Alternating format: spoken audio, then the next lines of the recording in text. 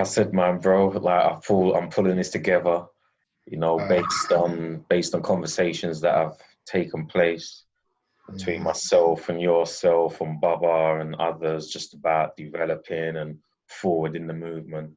There's no time better than the present to utilize the technology, utilize the lockdown, quarantine type stuff to forward some stuff. So, like I spoke to you earlier, I've just pulled together a few people that I think are influencers, inspirations and movers and shakers in their own right, and you're one of them. And you're the first that I'm doing it with. And spontaneously, I spoke to you earlier on, and a few hours later, we're locking it down. So our way. So I'm looking forward to just opening up a conversation with you, man, and just seeing, who and what you are, what you bring, and we're gonna bounce around and build on what we've developed so far and see where we can go with this. But I think for the benefit of the audience, it makes sense. You you can introduce yourself, who you are, and man, do it organically, man. How do you feel? All right. So y'all, so as a pair of my commerce business, the governmental name, Justin Petty, but I'm most best known as Moudou Baqui, Baba Moudou Baqui. I'm coming here from Highland Park, which is basically a small suburb or hamlet of Detroit. We call it the capital of Detroit City. So that's where I'm reaching out from with my brother Darren. So what's up, my man? Introduced. It's very, very lightweight introduction, man. I'll unfold as we go on in our discussion, man. All right, so I'm gonna open it up like this. I'm gonna base it on how I know you, how I've connected with you. And I think over I think it's about 6 years ago now when I first visited Detroit, and I got to connect with the Detroit entheogenic community by way of Baba Kilindi Iyi, and rest in power. And that was my plug into you, your work, who you were, and we connected and we built. And since then, you've come over to the UK, you spread the spores in the UK at the Breaking Convention, and you plugged in via Skype, or I think it was Skype at the time, to one of the events we was holding in London. And you also introed the female women's entheogenic event that we held there in London too. So you came and touched down, and as I said, touched many people. And then we was due to have you back, we're due to have you back, and still will have you back again in the coming future. And I'm due to be over the States for me and you to connect again and, just continue the developments. No doubt. Again, I was much inspired by your research, the information that you was delivering. We connected on so many levels, as far as the path and the info itself. And obviously, Baba, connecting us and making sure that we could, build together was, instrumental as to where I'm at now, doing the work that I'm doing and making this happen, what we're doing today. I'm happy to have made the connection with you, bro. And I just think I'm going to take the conversation first, man, is just the introduction, our mutual friend, ally, elder, teacher, Baba, and just share with us how you connect with him. When was your connection with Baba, and, what's the deal with that? Oh, man. Oh, yeah. Well, I first met Baba Kilindi when I was about 20. I was out here heavy in the movement. And so one of the things that I would do annually was organize a self-determination conference. And so it always centered around education, self-defense, economics, food security, and culture. And so, consulting with the elders, trying to see the best and brightest luminaries in our community that I could present to this conference and that we can engage. And so somebody had mentioned Kilindi in regards to defense, self-defense. And so, I invited him, we met very briefly, he shared on the panel. We didn't really exchange much because anybody knows Kilindi, if you just initially meet him, he's not, he doesn't seem talkative if you don't know him or if you didn't know him. And so a year later, I got involved with Republic of New Africa. which is a revolutionary group that's been started in the early 60s. And part of that meant, securing events, rallies, important people in our community, making sure they were safe. So once again, in this, I was referred to start training with Kilindi. And so as for the few people may not know, Kilindi's like a profound martial artist. He was, doing the MMA before it was MMA. And he had created a name for himself because contrary to what people believe, they think, martial arts is something that comes out of China exclusively. And he challenged that notion that it came out of China. And he developed a martial arts system that's based on the fighting systems of Africa. And of course, they wanted to test him. And so him and his crew, they proved it. And so as a young man, I was sent to train with these guys. And that's when we began training through the martial arts, African martial arts. And after several years of training with them, as we advanced up, I inquired about the highest level of trying to that the school would attain. He said, we started the physical. He said, but ultimately the highest training is for the unseen realm.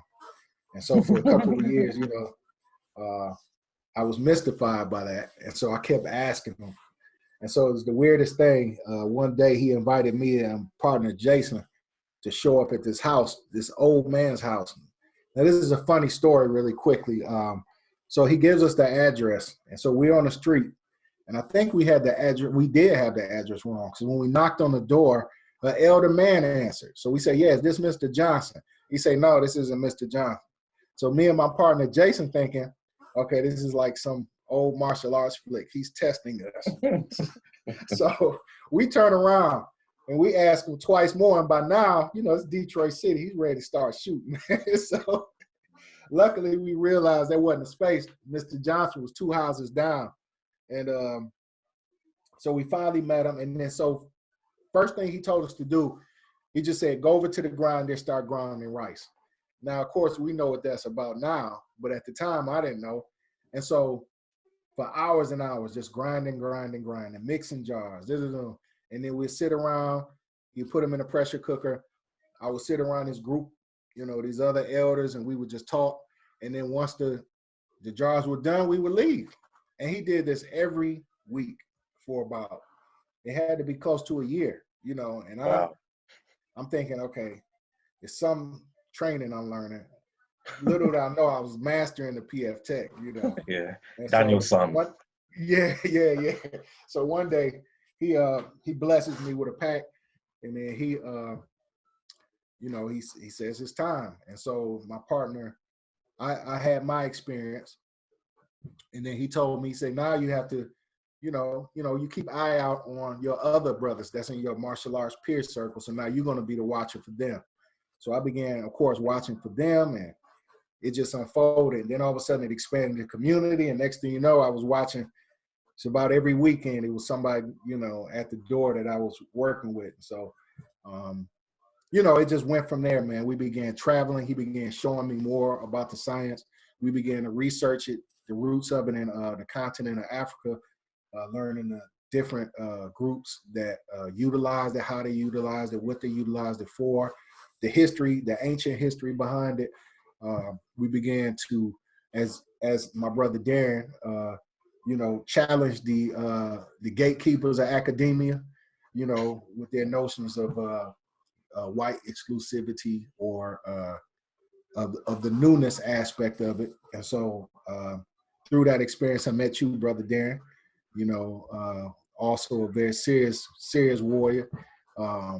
Has done a lot, man. And so, we met and, we just continued to work. So when we met up, it was pretty much, what we've been doing, man, and it's been a wonderful friendship because with Kilindi, a lot of people, he teaches a lot of people, and we were able to be friends. And so same as you, Darren, I know we interacted on the level that a lot of people couldn't with him.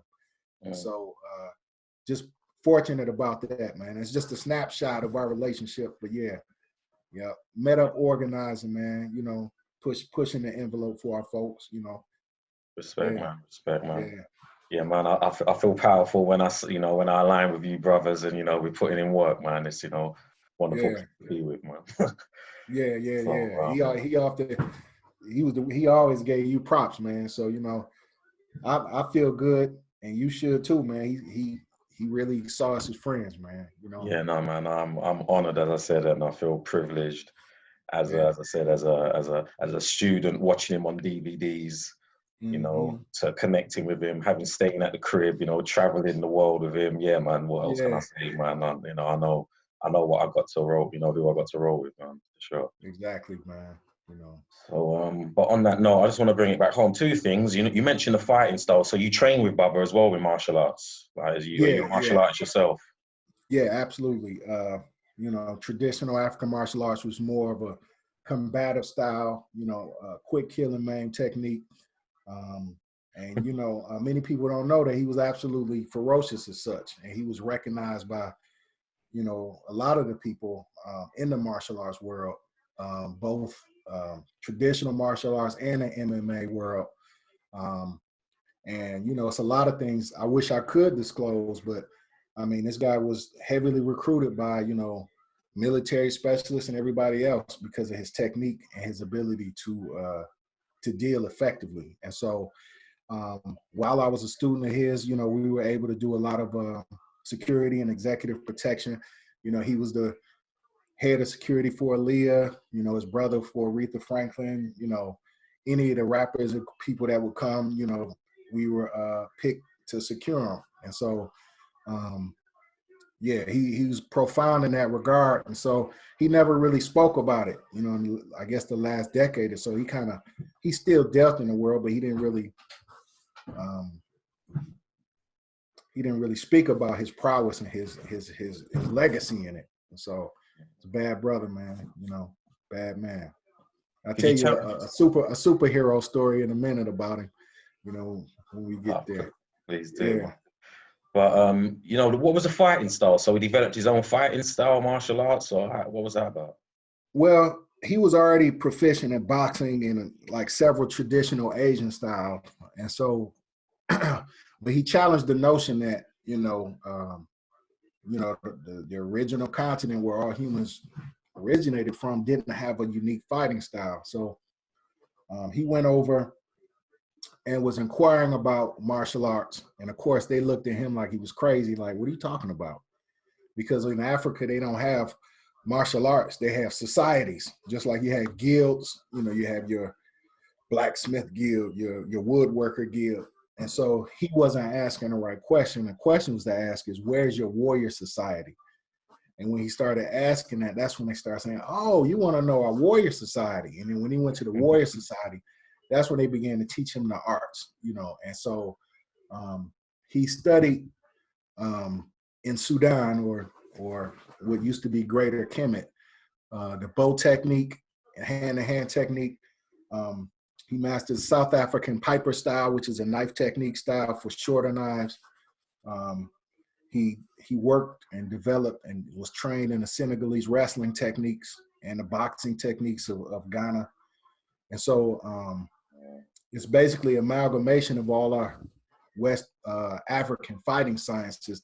And each of those systems had, so like if you go to the Gambian wrestlers, they have a striking system. Or if you go to South African Piper system, they have a grappling system, even though they focus on knives. And so he was able to get the best out of these systems and create a unified system. But the basic of it came out of Sudan, which was an ancient Kemetic style. And a lot of people didn't believe it, but it was an ancient Kemetic style called Ahasaki, and Saki means to strike. And so Aha means with great force. And so we went to Ghana, and interacted with some traditional God the Gambi people for their Denab celebration, which they celebrated their movement from the Nile or southern or northern Kemet over to Ghana. And with that, they had certain rituals, transitions that they had held for thousands of years. And so when they invited us over, first thing they asked us to do was do the school dance and do the school technique. Since we were doing African martial arts, they want to see what it was about. So immediately as we began doing it, they stopped and said, where did you learn that from? You know, and right then and there they confirmed, like, no, that came from Kemet, you know, and this was in the middle of the Dana ceremony amongst the god, the Gambi. And so they initiated him as a, you know, as a war priest. And, you know, when you go to continents, sometimes depending where you go, they get these titles away. And so we, you know, he was flattered, of course, and he didn't realize the weight of it until we went back. And there was a seating of a local king. And it was a rival king that challenged it. And so it was about to get violent, like very violent, you know. And they actually came and contacted Kilindi to assign troops to him, you know. And up to this point, he's thinking like, okay, this is just like a nice, you know, honorary thing, but they were dead serious. Wow. You know, these are just some of the stories, man. You know, we got stories about here back in Detroit, man, you know, late 80s, man, with, you know, racist police, you know. Tell it, man, tell it. Okay, well, you know, it was 5 of them. They were looking for a suspect. And anybody knows Kilindi looks like the average black male, right? 6 foot tall, large black male, you know, with a beard. So they approached him, and he was trying to admonish them and let them know there was not a problem. They were like, give you your ID. Now this, in Detroit, we don't have a stop and search like New York. So you don't just get to stop and pull people over. And so Kilindi was inquiring, like, what's the problem, man? You know, and they kept giving him a problem. And so, of course, they were obviously intimidated. So they pulled out their batons, you know. And so one of the younger guys, he said, man, you know, Kilindi told us, you're not gonna swing that, man. Put that up, man. It's not that dangerous. He said, get against the wall, you know. So then Kilindi was saying, look, I'm telling you, put the thing up. We ain't gotta, you know. So he said, no, I'm gonna crack your head open. So Kilindi said, all right, look, if you swing it, I swear that's gonna be the last baton you swing, you know. And he neutralized these 5 officers, man. I mean, neutralized them. I mean, to the point where it was like, neutralized them. I mean, tow them up to the point where like a couple of them had career-ending injuries. I mean, and it's no makeup stuff, you know what I'm saying? And he did it in a way where he was able to prove self-defense and walk home, you know. Nice. So this is the type of brother, you know what I'm saying, profound master, you know, co-founded 2 African center schools, you know, out of his martial arts school. He's just a bad man, you know what I'm saying?